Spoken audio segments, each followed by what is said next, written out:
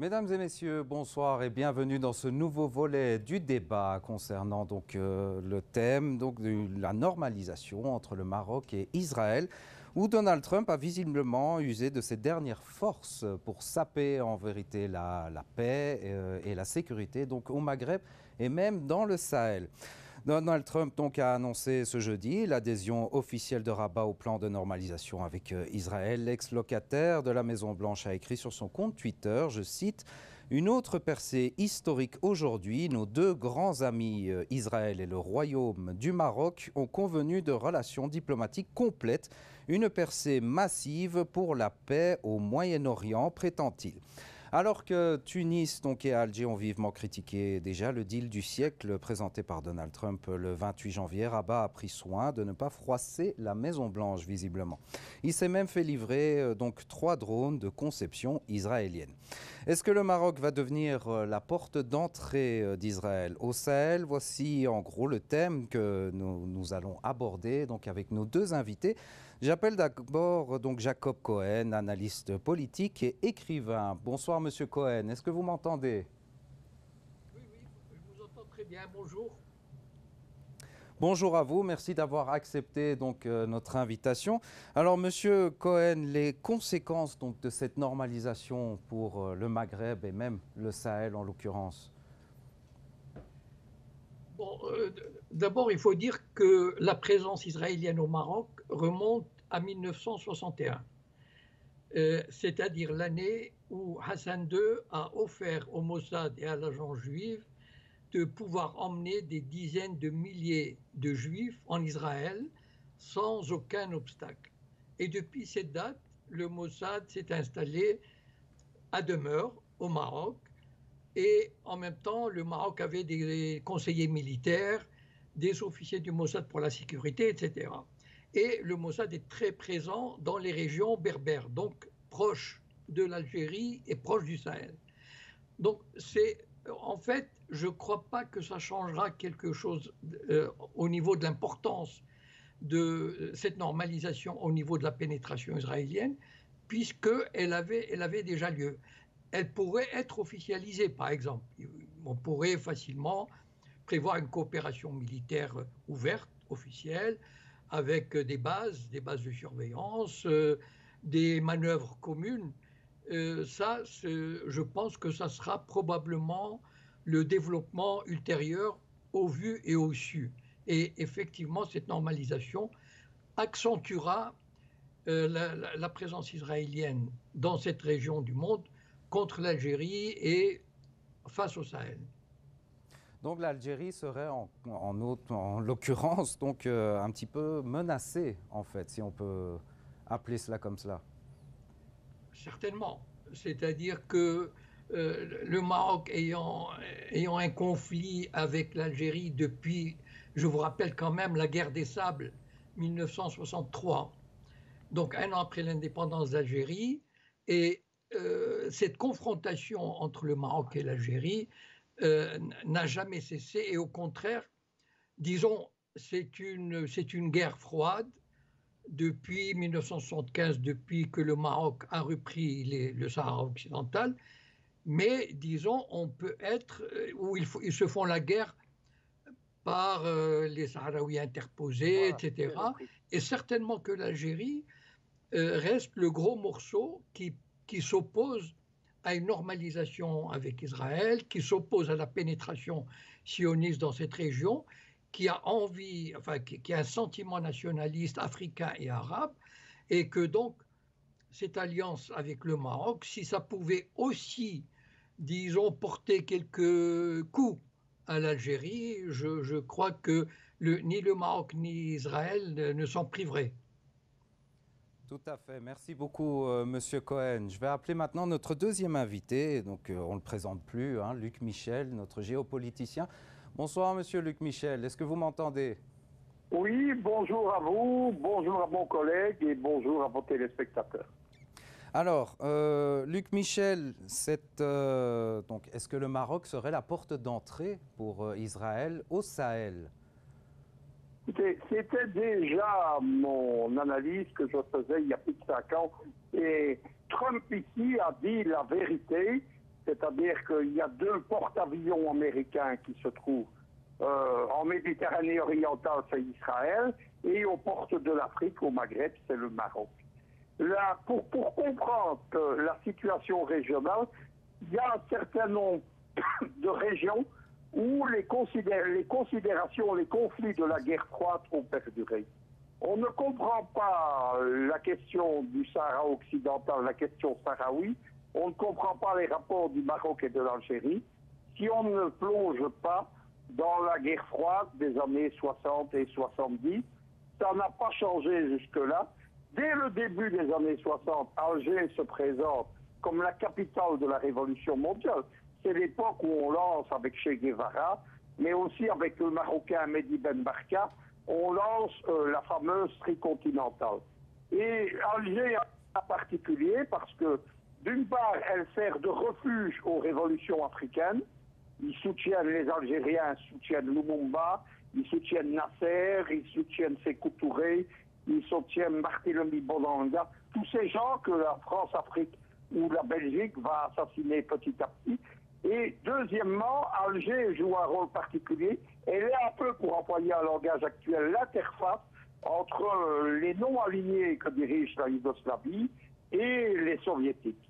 Et ça va continuer par réaction ou par calcul américain ou par géopolitique, on ne sait pas très bien, c'est un mouvement. Les Marocains vont devenir la porte d'entrée, non seulement des États-Unis, mais de l'OTAN, par exemple. Il y a 2 ans, le Maroc a été proclamé par l'OTAN allié privilégié. J'insiste là-dessus, par l'OTAN, pas par l'Africom. Il y a l'alliance avec Israël qui commence dès le début des années 60. Et nous avons parlé de Ben Barka. C'est le Mossad qui cible, qui aide à repérer Ben Barka et qui va conduire à son assassinat avec les fameuses barbouzes français. Et on va continuer, une fois que la question du Sahara occidental éclate dans les années 70, ça va encore renforcer l'hostilité entre le Maroc et l'Algérie, et cette hostilité ne va jamais être démentie. Lorsque l'Algérie est le cœur de cible du soi-disant printemps africain à partir de 2010, si on démolit la Tunisie ou la Libye, c'est pour cibler l'Algérie, eh bien, le Maroc, par contrepoids, il devient un peu le bon élève de ce printemps arabe. Et le roi du Maroc, d'ailleurs, intègre les islamistes marocains à son gouvernement, à son parlement, ce qui était l'objectif premier des Américains. Avec les Israéliens, donc les rapports, ils datent de très longtemps, ils datent de 60 ans, ils datent des indépendances africaines. Oui, ce sont des rapports qui sont militaires, qui sont de fourniture d'armement, et qui sont surtout avec des rapports de services secrets avec le Mossad. Il y a 3 jours, le Times of Israel a expliqué ça. Ils ont, année par année, expliqué les rapports des services secrets marocains et du Mossad. C'était assez impressionnant. On voit une collaboration de tous les moments. C'est notamment la trahison du Maroc, si on peut dire, qui a permis la défaite arabe dans la guerre des 6 jours en 1967. Très bien, merci beaucoup Luc Michel. Alors, Monsieur Cohen, est-ce que vous êtes toujours avec nous? Oui, bien sûr. Vous avez parlé du Sahara occidental tout à l'heure. Est-ce que ce n'était pas la contrepartie donc, pour le Maroc, en faveur du Maroc, justement, si il mettait en place donc, cette normalisation avec Israël? Ah ben, c'est ce qui a rendu possible. Je crois que le roi du Maroc avait exigé ça pour pouvoir sauver la face, parce que le sentiment antisioniste au Maroc est très fort. Je vais au moins 1 fois par an là-bas, sinon 2 fois. Donc, vraiment, le sentiment anti-israélien est très fort. Et le sentiment pour la Palestine, la solidarité pour la Palestine. Et le cadeau offert par Trump est extraordinaire aux yeux des Marocains. Parce que au Maroc, le Sahara occidental est une cause nationale. C'est-à-dire que même les opposants les plus farouches au Hassan II à l'époque, enfin, j'étais dans les années 80 enseignant à Casablanca, ils ne pouvaient pas se permettre, très très rares étaient ceux qui pouvaient se permettre de critiquer la reprise du Sahara parce que c'est devenu une cause nationale. Et j'ai même des amis qui sont pour la Palestine, enfin tout ce que vous voulez, mais quand il s'agit du Sahara, c'est un nationalisme obtus et comment dire, qui n'obéit à aucune logique juridique ou conforme au droit international. Donc en offrant le Sahara, ça a facilité énormément l'adhésion d'un grand nombre de personnes. Il suffit d'ailleurs de voir la presse, les médias, les newsletters que je regarde pour voir que c'est vraiment ce point qui est mis en avant. Et ça, ils ont bien joué, enfin, le roi du Maroc et Trump ont bien joué le coup. Donc ils ont fait ça pour calmer un petit peu ce sentiment donc anti-israélien.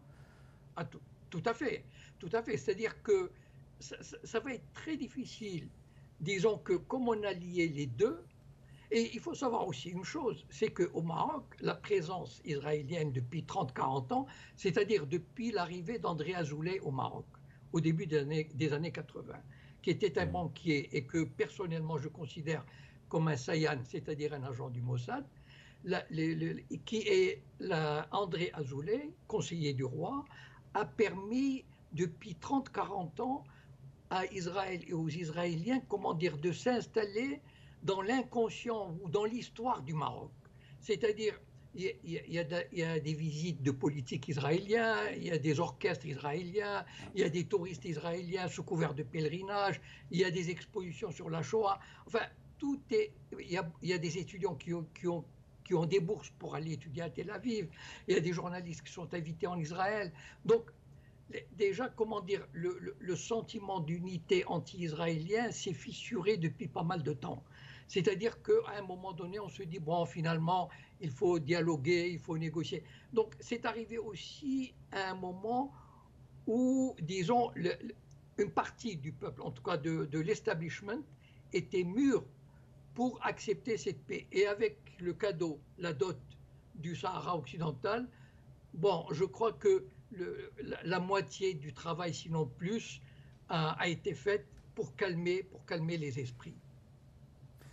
D'accord, merci beaucoup, Monsieur Cohen. Alors, Luc Michel, par rapport au Mali, en fait, quelles seraient les répercussions de cette normalisation avec le Maroc? Écoutez, pour le moment, la position occidentale, elle est atteinte pas seulement les Français, mais aussi les Américains. Vous avez vu que Peter Pham, qui est le super ambassadeur de Trump au Sahel, et qui va le rester probablement pour Biden, puisque Peter Pham, c'est un dirigeant de l'Atlantic Council. Il est en fonction en Afrique sous George Bush II, sous Obama et sous Trump. Ce sont des gens qui trustent la politique. C'est une organisation bipartisane, démocrate et républicaine. Peter Pham est donc allé imposer les ordres de Washington au Sahel il y a quelques semaines, et immédiatement qu'il s'est rendu à Bamako, il y a eu ce fameux échange de prisonniers et la levée des sanctions pour la CEDEAO. Et les Américains ont aussi des problèmes au Niger, ils ont aussi des problèmes au Cameroun, ils ont des problèmes au Tchad qui s'est rapproché économiquement des Russes. Il y a eu un sommet Tchad-Russie l'année passée en juillet, et le Russe Rosatom s'occupe de l'électrification de l'Algérie, et donc le Maroc va servir un peu d'avant-poste alternatif dans la position contre l'Algérie, pour le Sahel et également au Mali. Il y a un autre élément, c'est une guerre ouverte actuellement pour le contrôle de la Méditerranée occidentale. Les Russes, en établissant l'axe Sébastopol-Tartous, ils ont bloqué les flottes de l'OTAN en Méditerranée orientale, et maintenant ils se dirigent vers la Méditerranée occidentale. L'amiral qui s'appelle Goto, troisième du nom, c'est l'amiral qui commande l'US Navy en Eurasie et en Afrique. C'est le grand patron, il est peu connu. Il s'est plaint de ce que la Russie était en pleine progression, justement en Méditerranée occidentale.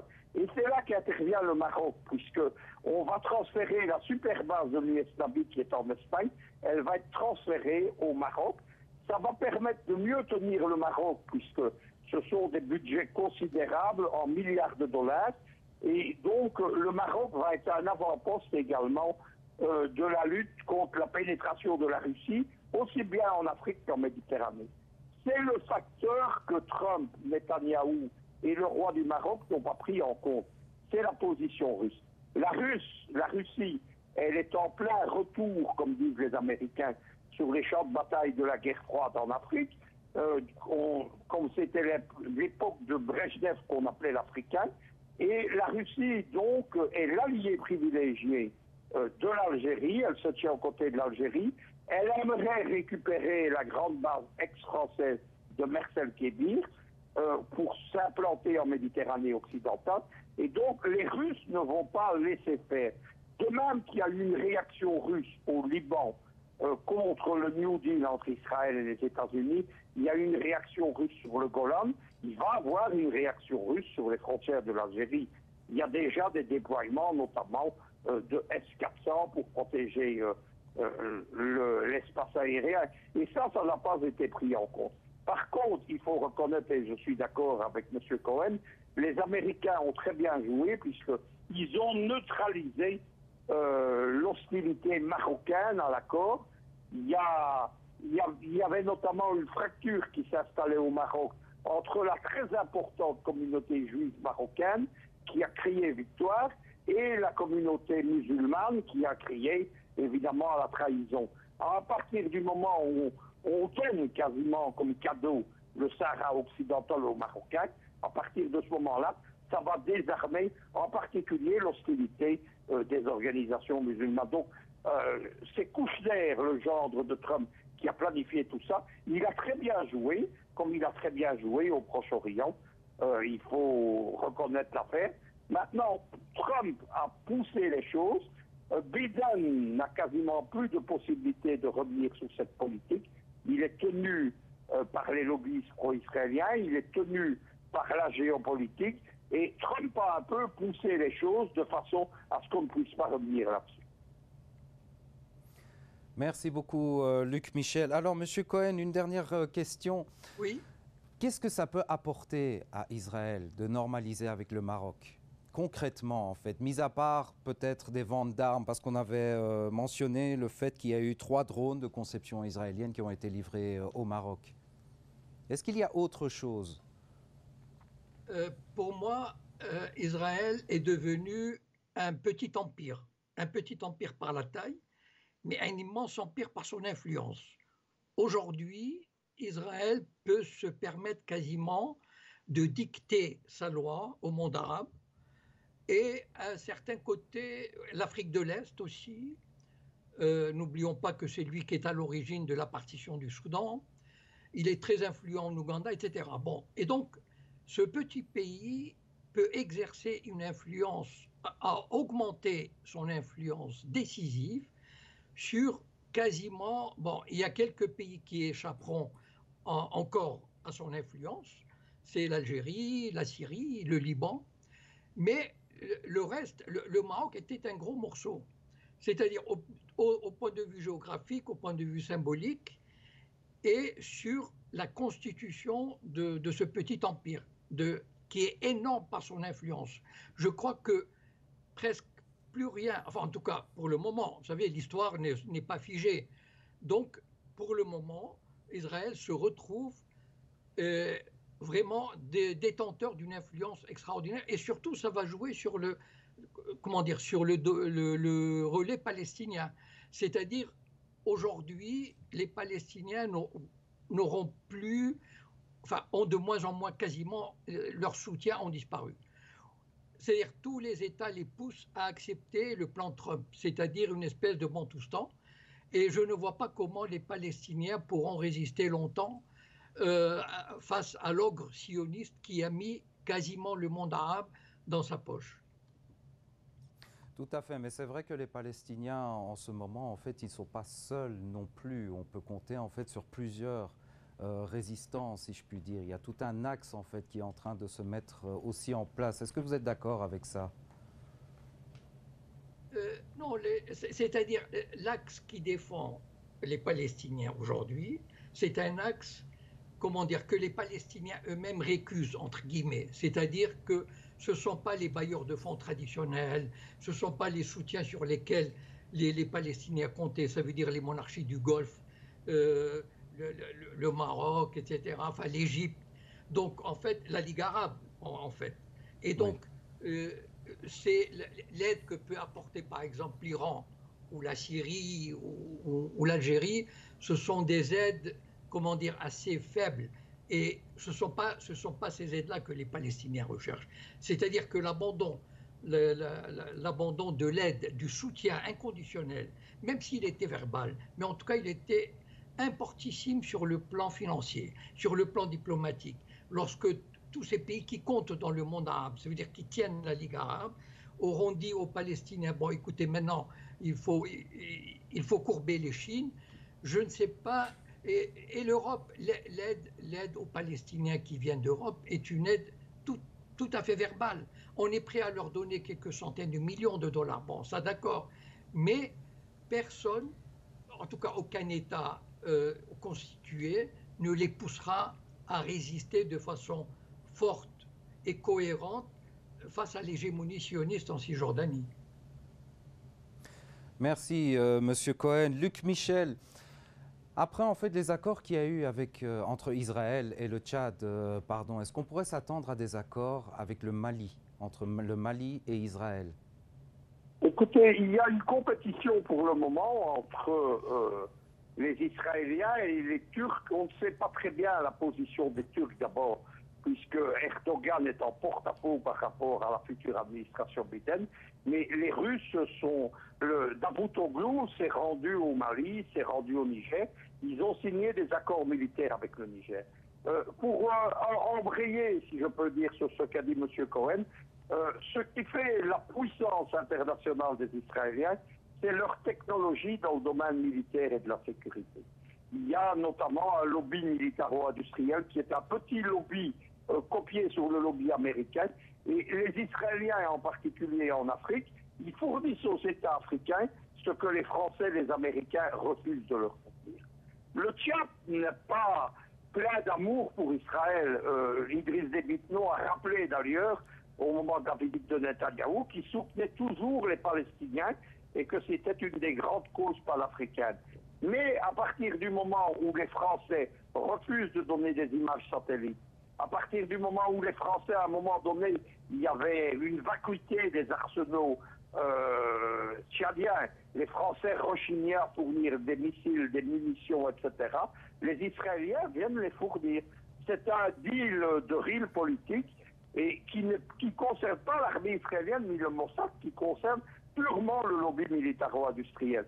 Il est possible qu'à partir de la position qu'Israël va accueillir au Maroc et de la possibilité que le Maroc participe à ces ventes, il est très probable qu'elles vont se développer dans toute la région. En particulier, les Israéliens fournissent des images satellites que les Américains et les Français ne fournissent pas. C'est ce qui a permis, par exemple, à l'armée tchadienne d'écraser des rebelles soutenus depuis Tripoli par les Français, d'ailleurs, qui essayaient de s'emparer du Tibesti.